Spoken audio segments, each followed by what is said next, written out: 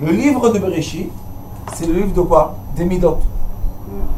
C'est le livre que, d'après les histoires qu'il y a ici, on doit comprendre comment se comporter. Une des histoires les plus fortes est que on va faire naître ce qu'on ressent.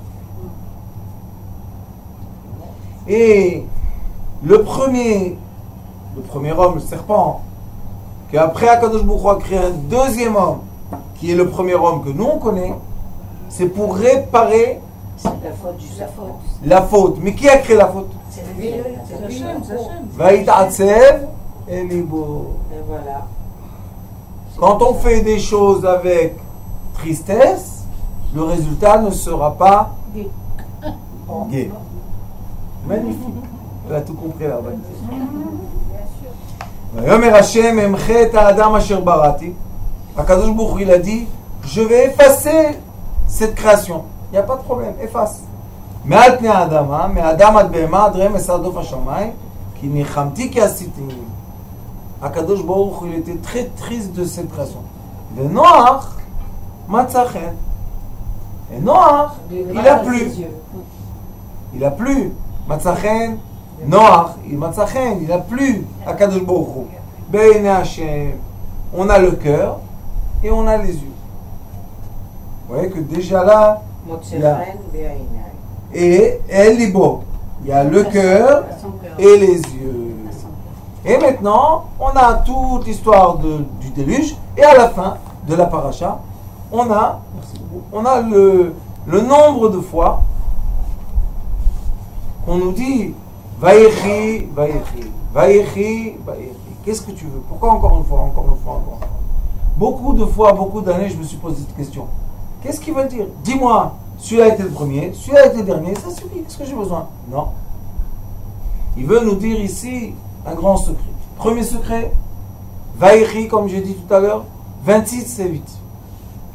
Divin, matière.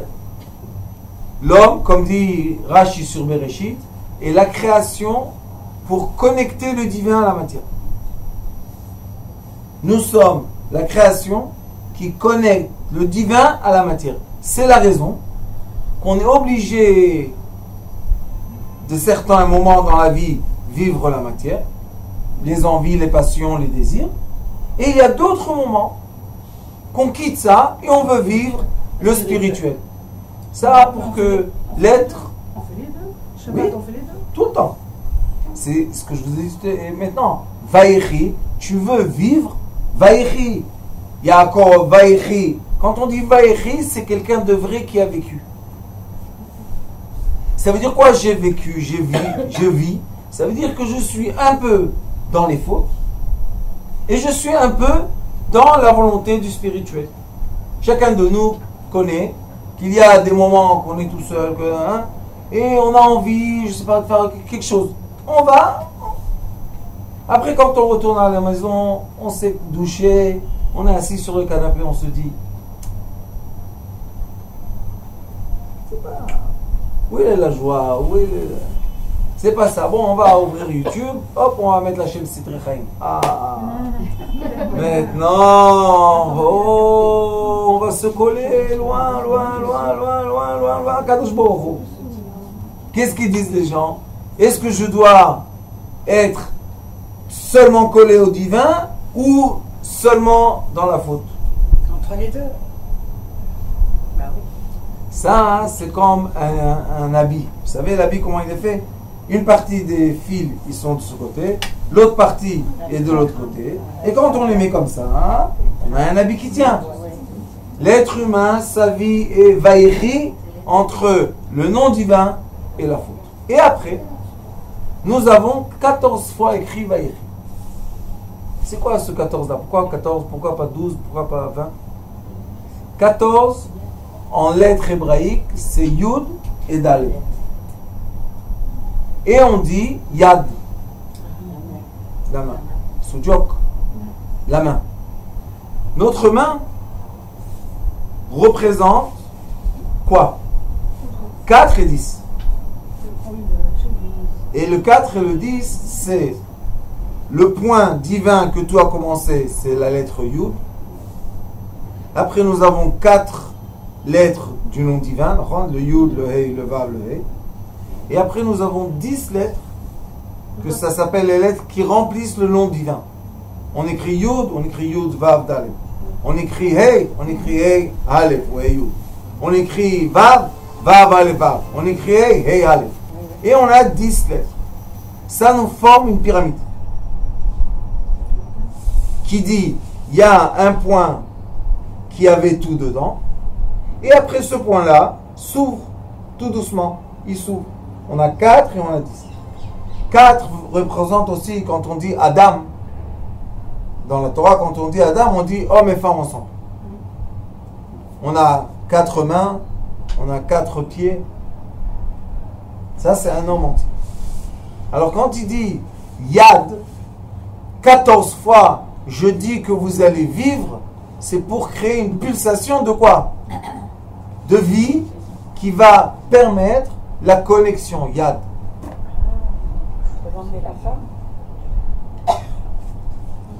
Vous êtes au niveau que je peux un peu décoller avec vous.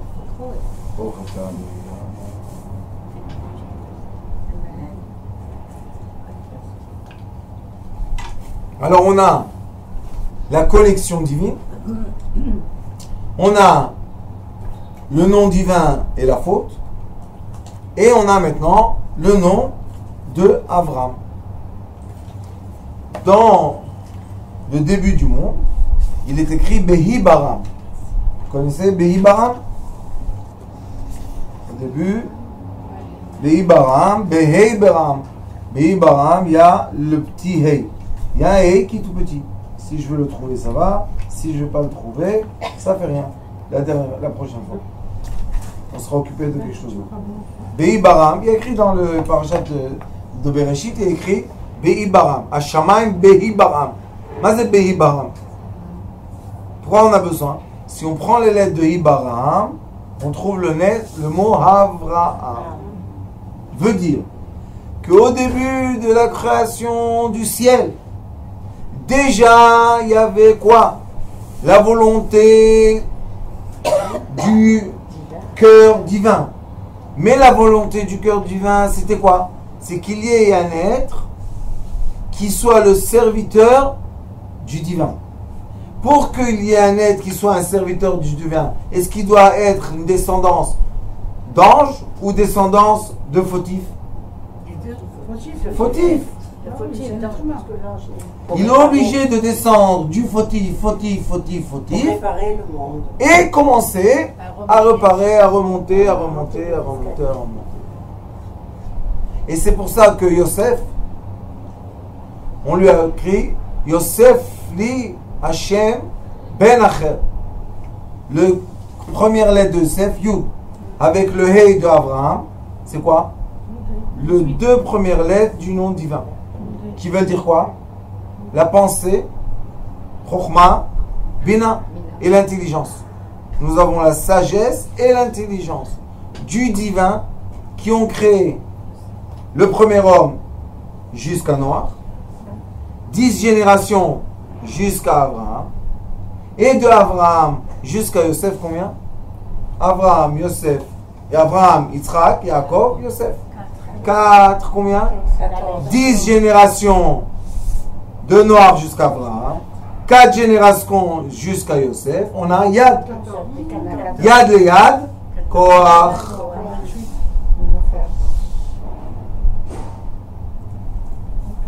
C'est la force de quoi? D'aller vers le divin, malgré qu'on est... Yosef, qu'est-ce qu'on a dit? Il a été jeté dans le puits, dans le fin fond. Il a été jeté dans la prison, en bas. Joseph, le tzaddik, il est monté d'où? Il est monté de l'endroit le plus bas. Quelle est la volonté divine d'après ce qu'on vient de dire? Que Dieu veut qu'on descende en bas. Très bas. Pour remonter. Est-ce qu'il y a quelqu'un qui est descendu en bas et n'est pas voulu remonter? Ça n'existe pas. Vous savez pourquoi? Parce qu'il y a un moment, quand on utilise ce corps, il ne donne plus rien. Vous savez, non pas fatigué. Prenez du piquant. Disons que quelqu'un il aime le piquant. Mettez dans la bouche. À un moment, il a brûlé le nerf. Il ressent plus le piquant. Maintenant, qu'est-ce qu'il va faire? Il va manger parce que c'est comme une vache qui mange. Et il va brûler son estomac. Il va avoir des trous dans l'estomac. Pourquoi? Parce que sa bouche n'arrête pas le piquant à temps. Alors ça rentre dedans. Mais si sa bouche aurait encore le nerf vif du piquant, on leur aurait dit taille. Nous, quand on utilise notre désir, envie, passion, etc., j'avais soif, j'ai eu de l'eau. Combien d'eau je peux boire? 1 litre. 1 litre. 2. Fini. Non, bois 10. Comment je vais boire 10? Et si je bois 10 d'eau, qu'est-ce que je vais faire? Je vais affaiblir mon système humanitaire. Alors, qu'est-ce que ça veut dire? Ça veut dire que dans la paracha de Bereshit et dans la paracha de Noach, et je viens de recevoir comme ça, vous savez, un petit éclat grâce à vous. Bereshit, c'est une bête. Noach, c'est Nun. Ensemble, Ben, le fils. On a ici, dans 52, on a ici, Ben, 52. On a ici le parchemin de la naissance de nos enfants. Question dure. Quels sont les enfants qui nous font le plus de bien? Pas à 20 ans, pas à 30 ans, pas à 40, mais 50, 60, 70. Ceux qui étaient dans les fautes ou ceux qui étaient dans les cieux? Dans les fautes. Vous êtes sûr de ce que vous dites? Oui. Ah bon? Alors tous mes enfants voyous, c'est eux qui vont faire le plus de bien. Pourquoi? Parce que c'est vrai que quand ils sont nés, et quand ils étaient adolescents, et quand ils avaient 20 ans, et quand ils avaient 30 ans, c'était un peu dur. Mais après, quand on s'est bien assis dessus, c'est les chevals les plus fidèles. Pourquoi ils sont fidèles, vous savez? Parce qu'on leur a permis de descendre pour remonter. Écoutez bien. Mais ceux qui sont en haut, Ils connaissent rien. Ils connaissent pas la valeur. Ils ont l'habitude. qu'est-ce qu'il y a? Rien du tout. C'est pour ça qu'il est écrit dans l'endroit où il y a un Baal Tchouva, le tzaddik ne peut pas résister là-bas. Pourquoi? Parce que la différence entre le Baal Tchouva et le tzaddik, c'est la différence entre Noach et Abraham. Noach ish tzaddik, il était un tzaddik, Bedorotav. Il est resté dans sa case de tzaddik et c'est fini. Mais Abraham, Abraham, il est né où? Il est né dans la maison du prêtre. C'était le prêtre de l'idolâtrie, son père. Et ce Abraham-là commence son chemin à faire quoi? À rechercher l'origine. Mais il est écrit dans l'origine. Be'ibaram. Hashamayim Be'ibaram. À Bereshit est écrit. Le ciel, quand ils vont se créer, qui va créer le nouveau ciel? C'est quoi le ciel? C'est une sphère. Qui va créer la sphère? Abraham. Abraham, non. Abraham. Je vais t'ajouter le hey. Quand je vais te rajouter le hey, tu vas emmener des descendances. Mais quand est-ce que tu as commencé à emmener des descendances? Quand tu as commencé à remonter vers moi. Abraham a cherché à Kadosh Baruch Hu.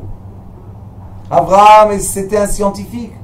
Il a cherché, il a posé des questions, il avait les cartes d'astrologie, il avait tout.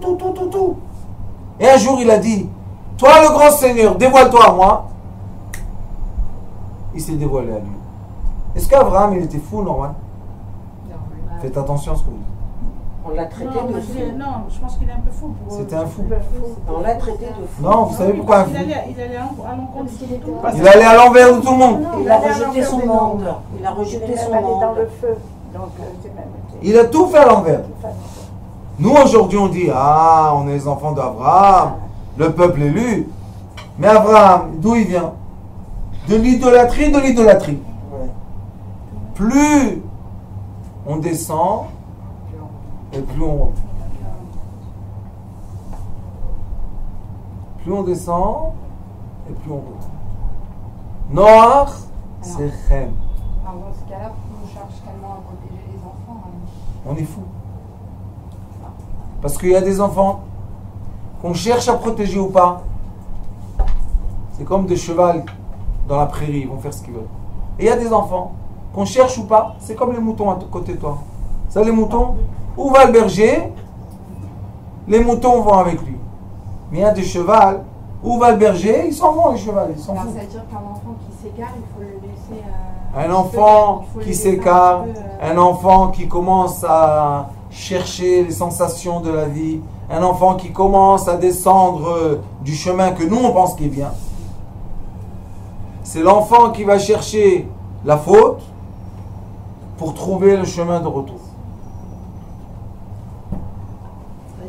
Ici, il y a des dames, Baruch Hashem, qui ont un certain âge, qui peuvent prouver que ce que je dis, moi, le petit bébé à mon âge, est vrai.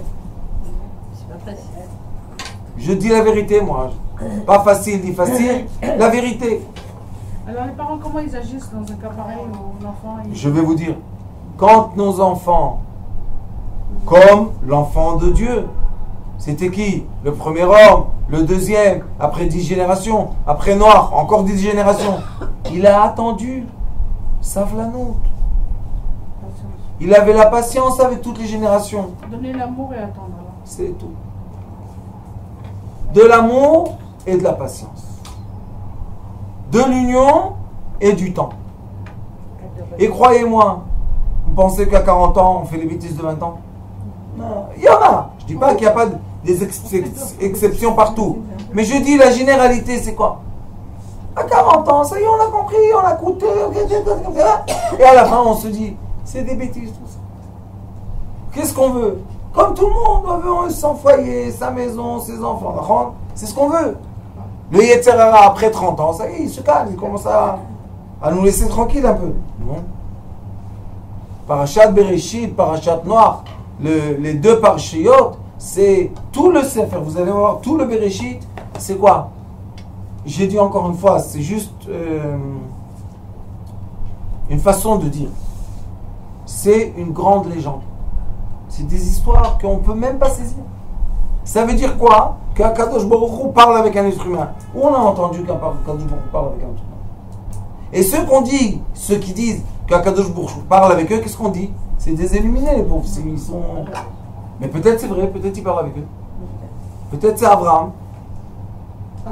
Et sachez une chose, un peu de l'expérience de la vie, les gens qui ont eu des expériences les plus puissantes, ce sont les gens qui ont l'éclat de lumière le plus grand. Les gens qui ont eu aucune expérience dans leur vie, toujours à côté de maman, dans l'habit de maman, elle le cache. Mais Marie, viens mon fils, viens, mange, ça fait rien, elle t'embête, viens chez maman, viens chez maman. Le pauvre, à 70 ans, à 60 ans, la maman elle s'en va. C'est plus rien faire. C'est plus. Et vous savez qu'en Amérique, il y a toute une étude qui a été faite sur des fils qui étaient liés à leur mère. Et quand la mère elle est partie à un âge, on veut, 70, 80, 90, 120. Et qu'est-ce qui se passe avec l'enfant qui reste? Sauf à Olam. Sauf à là, vous savez qu'est-ce qui se passe? Après quelques années, il s'éteint. Mais l'enfant qui était le chet, le voyou, le truc, quand la maman elle s'en va, qu'est-ce qu'il fait? Il continue une génération. Il prend et il continue une génération. C'est pour ça que la Torah, elle veut nous donner un enseignement de vie. Le livre de Bereshit, il est écrit dans les livres, les commentateurs disent que la Torah devait commencer de Shemot. Où on a reçu la Torah? Shemot. Alors on devait recevoir la Torah. Après, on nous écrit l'histoire. Non, les sages disent Derech Eretz Kadma la Torah. C'est quoi Derech Eretz? Le comportement de l'être humain est plus important que la Torah même. Pourquoi? Il est écrit sur Aaron, le prêtre, le Kohen. Il est écrit Aaron, Roev Shalom. Il aime la paix. Rodev Shalom. Il poursuit la paix, il veut la paix, il cherche à faire la paix.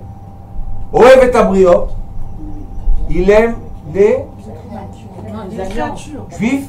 Non, Non, tout le non, monde. non. Les Ah. êtres humains. Tout le monde. Vous savez lire, moi aussi je lis Briot. Il n'y a pas écrit Oev et Ayoudim. Là, Koulam. Oev et Briot Koulam. Koulam. À la fin, Mekarvam la Torah. C'est quoi Bereshit et Noach? Oev Shalom, l'entier de l'homme. Oev Shalom, Rodef Shalom. Il a, à Kadosh Baruch Hu, il a attendu, il les a poursuivis pendant 10 générations. Encore 10 générations. Oev Shalom, Rodef Shalom. Oev et Abriot. Il a aimé tout ce qu'il a créé. Shmot, ou Mekarvan, la Torah. Qu'est-ce qu'il a approché à la Torah? Des esclaves. Mazébriot, il nous dit, moi j'aime les créatures les plus simples que vous pensez qu'ils sont simples. Eux, je vais les amener vers la Torah. C'est qui? C'est les Baalei Tchouva. Ceux qui ont fait Tchouva. Vous savez c'est qui dans la Torah? Dans le Talmud? Rabbi Akiva. Rabbi Akiva dit 40 ans j'étais ignorant. Et c'était pas seulement un ignorant, c'était un maharetz, c'était un dangereux. Et 40 ans j'ai étudié. Et 40 ans j'ai enseigné. Mais Rabbi Akiva, c'est celui qui tout le temps dit approche-toi de l'être humain, donne l'honneur à l'être humain, occupe-toi de l'être humain, va'afta l'recha kamocha, c'est Rabbi Akiva. Et ce Rabbi Akiva, c'est l'image de Aaron. Et Aaron, c'est l'image d'Abraham. Et Abraham, c'est l'image de Noach. On dit que c'est pas le même. Oui, mais Noach, ses générations, il a fait ce qu'il a pu faire. Alors le Zohar Kadosh il dit, mais non, Noach, tu devais poursuivre les gens de ta génération. Et si tu as parlé avec Dieu, pourquoi tu n'as pas prié pour eux qu'ils fassent tchouva? Mais c'est très facile de dire ça quand on est loin, 3000 ans de l'événement, on peut juger l'événement. Mais quand on est dans l'événement, on peut juger l'événement. Alors la Torah elle nous dit Bereshit Noach. Ben, tu dois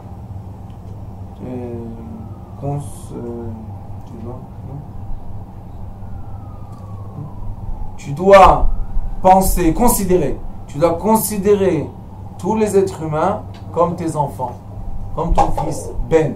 Et quand tu considères les êtres humains comme ton fils, comme le Ben, alors tu peux continuer.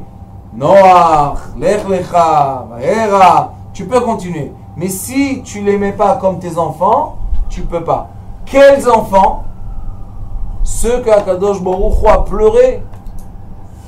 Ceux que Akadosh Baruch Hu a vu une grande partie détruite.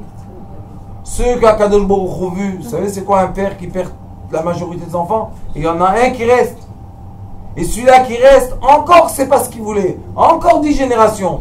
Et voilà, on a le premier qui commence. Akadosh Baruch Hu a dit Ki Adam et Sadeh. L'être est comme l'arbre. Regardez l'arbre. Vous mettez le noyau dans la terre. Qu'est-ce qui se passe? Il pourrit.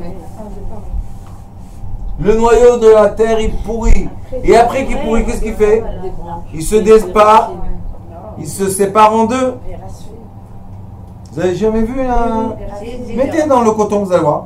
Il se sépare en deux. Il s'ouvre en fait. Et après, il y a la tige qui sort entre eux. Donc la force de la tige de sortir, c'est de la force de la séparation. C'est un peu C'est la dur. force de la création.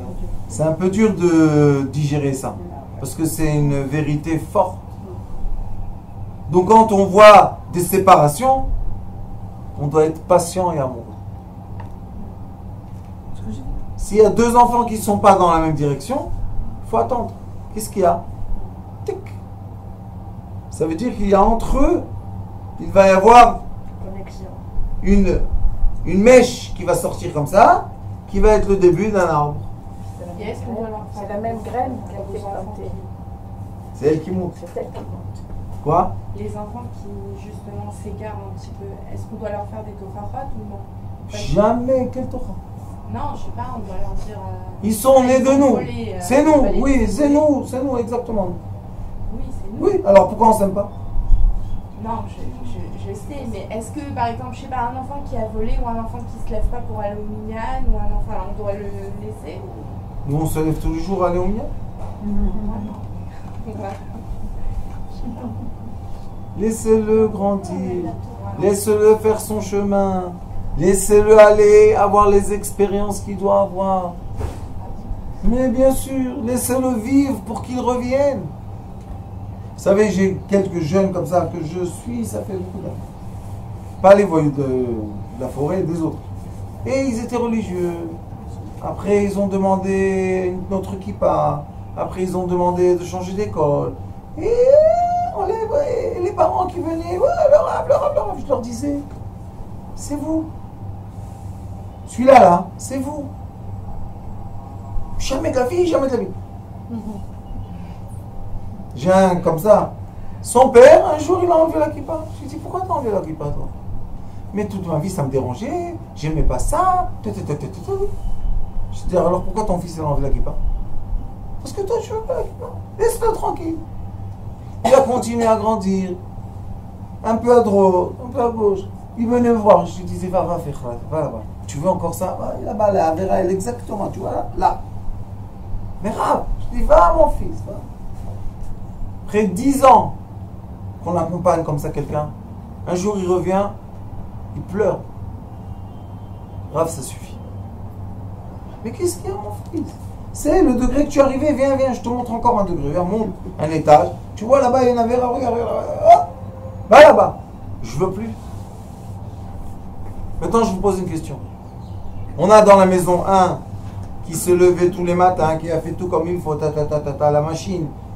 Et on a un qui était très loin qui revient. Qui a la force? Qui revient. Personne peut avoir un débat sur celui qui a travaillé son Yetzirara et celui qui n'a pas travaillé son Yetzirara. Ce n'est pas les mêmes forces. Celui qui a travaillé le Yetzirara, comme Moshe Rabbeinu, qui était le roi de Couche, il était le roi de l'Afrique. Non, Couche. Il était le roi de Couche, il était marié avec la femme la plus belle et la plus intelligente du monde. Il n'a jamais été avec elle. Mais il était dans le Nissan ou pas? Bien sûr qu'il était dans le Nissan, il était marié avec elle. Et qu'est-ce qu'elle lui a fait? La brûle. Quand son fils à elle, avant ce mariage avec Moshe, est devenu un homme, elle lui a dit, toi l'étranger, va-t'en d'ici, je mets mon fils roi. Vous imaginez un peu? Qui est Moshe Rabbeinu? Bien sûr. Pourquoi elle est partie de Couche? Parce que le fils de cette reine qui a grandi est devenu un homme, 18 ans. Moshe Rabbeinu, il avait 40 et quelques. Elle lui a dit, hey, toi, c'est mon fils qui va régner. C'est mon sang, pas l'étranger. Vous imaginez un peu? Quelqu'un qui règne sur un pays et on le renvoie comme ça. Et qu'est-ce qu'il a été faire? Être l'esclave de Yitro. Il était son esclave. Alors quelqu'un comme ça, qui a eu beaucoup de vécu, il peut avoir le révèlement divin. Abraham, qui a eu beaucoup de vécu, peut avoir le révèlement divin. Noach, qui a eu beaucoup de vécu, peut avoir le révèlement divin. Vous comprenez ce que je dis? Même Yoshua, qui a eu un vécu pas facile, il a eu le révèlement divin. Mais après, qu'est-ce qu'il y a eu? Après Yoshua, qu'est-ce qui est écrit? Skenim, on n'a plus entendu de révèlement. Et après, ça recommence. Il y a encore une fois des révèlements. Élie, Shmuel, Shaoul, David, ça recommence. Qu'est-ce qu'il y a eu dans cette période-là de silence? Qu'est-ce qu'il y a? On n'a même pas les noms. Chaket. Ils ont conquéri la terre, ils étaient sur leur terre, tout va aller bien. Mais où le révèlement, le révèlement divin, où ils étaient avec l'arche de Moshe Rabbeinu, ils avaient tous les ustensiles du tabernacle, c'était Sheket. Et après, ça reprend et ça redémarre, encore une fois. Après l'exil, 2000 ans. Où il est celui-là qui va dire, voilà, moi, je parlais avec Akadosh Baruch Hu, où il est celui-là? On l'a pas, on attend qu'il vienne. On l'attend. Ça veut dire que chaque fois que vous allez voir que le temps est plus long, la lumière qui va se dévoiler est plus... Comme nous sommes 2000 ans déjà, bientôt, on passe encore 2000 ans, dans cet exil, ça veut dire que bientôt, celui qui va se dévoiler, il va être une très grande lumière. Une fois, j'étais assis avec mon cher ami, le Rav Dreamer, Dr. Dreamer, et je lui ai dit, tu sais, si nous, tous les deux, on étudie des choses, je lui ai dit, si on étudie ça, et on a une certaine logique, imagine-toi Mashiach. Quelle personne ça va être, ce monsieur? Il doit connaître toutes les fautes, sinon il ne peut pas être Mashiach. Et il doit parler toutes les langues, avec tous les cerveaux des gens, avec tous les... J'ai dit, tu t'imagines la tête de ce monsieur? Il m'a dit, quand tu me parles comme ça, j'ai envie de le voir. C'est ça qu'on languit Mashiach. Pourquoi les gens ils disent, je languis Mashiach? Qu'est-ce que tu as, Mashiach? Toi, tu comprends quelque chose? Étudie un peu, après tu vas. Mais ceux qui étudient, ils disent, lui, qu'est-ce qu'il va comprendre? Et vous savez qu'est-ce qui est écrit? Que nous, on voit les lettres noires, non? On lit le noir sur le blanc. Lui, il va lire le blanc sur le noir. On ne sait même pas... Il va lire, il va te dire, voilà, Bereshit, il va commencer par Bereshit. Chaf, Aleph, Trek, comment ça va? Il va te dire, ça, c'est la langue des unions. La langue des Union. Parce que dans la langue du Talmud, il y a combien de langues, vous savez? 70. Dans le Talmud, il y a 70 langues. Comme c'est les langues que Pharaon savait. Pourquoi? Parce qu'on dit qu'un sage, c'est quelqu'un qui peut écouter et comprendre toutes les langues. Pourquoi toutes les langues? Parce qu'une personne, quand elle veut s'exprimer vraiment, elle s'exprime le mieux dans sa langue maternelle. La langue, quand il était petit, c'est la langue qui a été enregistrée de la façon la meilleure. Donc on voit que Baruch Hashem, dans notre Torah magnifique, il y a de la lumière. Et nous, Baruch Hashem, je reçois beaucoup de commentaires sur les cours, et les gens disent, mais Rav, c'est de la lumière. Alors comme je vous ai dit, cette année, on doit travailler à regrouper des petites bougies, toutes petites bougies qu'il y a dans 187 pays du monde aujourd'hui. C'est comme ça que YouTube nous dit. On a 187 pays qui nous regardent. Les petites dames du Rav sont très très connues dans le monde. On va atteindre bientôt un demi-million de vues. C'est bien 2000 millions. Et quand je vais faire le grand congrès des Nations Unies, toutes les petites dames, ils doivent venir. Parce qu'elles vont toutes recevoir la médaille d'or. De quoi? Grâce aux petites dames, on a les cours de YouTube. Alors, Bezrat Hashem Iratson, Kadosh Baruch Hu nous donne la permission qu'on puisse lire entre les lettres. On ait la chance de comprendre que les mots Vaïchi, c'est pas un hasard. Le nombre de fois c'est écrit, c'est pas un hasard. Tout est pour nous indiquer une chose. Le mal et le bien sera du mal. Et ça, c'est la définition d'une quoi? D'une sphère entière. Tu es arrivé en haut dans le maximum du bien, tu descendras dans le mal. Et dans la halakha de la tzedaka, je finis par ça. Dans la halakha de la tzedaka, il est écrit Shlach lachmecha al pnei hamayim. Donne. Pourquoi? Parce que si c'est pas toi, ça sera ton fils. Si c'est pas ton fils, ton petit-fils. Si c'est pas ton petit-fils, ton arrière-petit-fils. Un jour, un de tes descendants, il va avoir besoin de tzedaka. Si toi, tu l'as pas donné, qu'est-ce qu'il va récolter? Alors il faut donner. Il faut aimer. Et Baruch Hashem, je vous annonce, je vous invite. Les invitations ne sont pas prêtes encore, mais on a l'invitation de l'année dernière, la Iloula de mon Rav. Il y a un bus qui va sortir de Netanya, bien sûr, et on va aller sur la tombe du Rav. Une grande souda de la musique, de la joie, de la fête, Dvar Torah. Je vous invite tous ici et tous ceux qui nous regardent à l'extérieur. Ça va être le 11 novembre. Samedi 11 novembre. Chaye et Sarah. Il faut parler avec Rabbanit Gila pour réserver les places. Et Bezrat Hashem, on va avoir une grande Iloula. Et ce qui est important dans la Iloula, il est écrit que la lumière du tzaddik descend. Pour éclairer quoi, vous savez? Tout ce qui lui appartient comme petite bougie. Et nous, on est des petites bougies. Maintenant, on va avoir la flamme qui va allumer notre conscience, de comprendre la Torah de la façon qui est quoi? L'amour de l'être.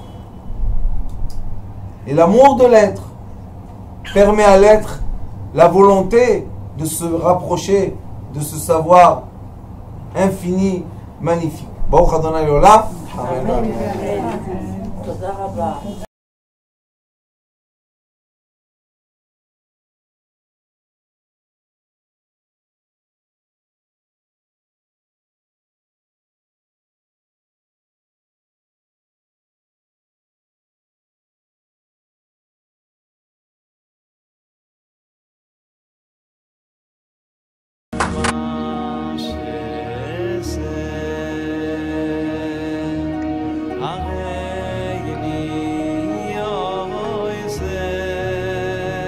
הוא היה אומר לי, בבית שלי יש מלאכים, לא רוצה לצאת מהבית.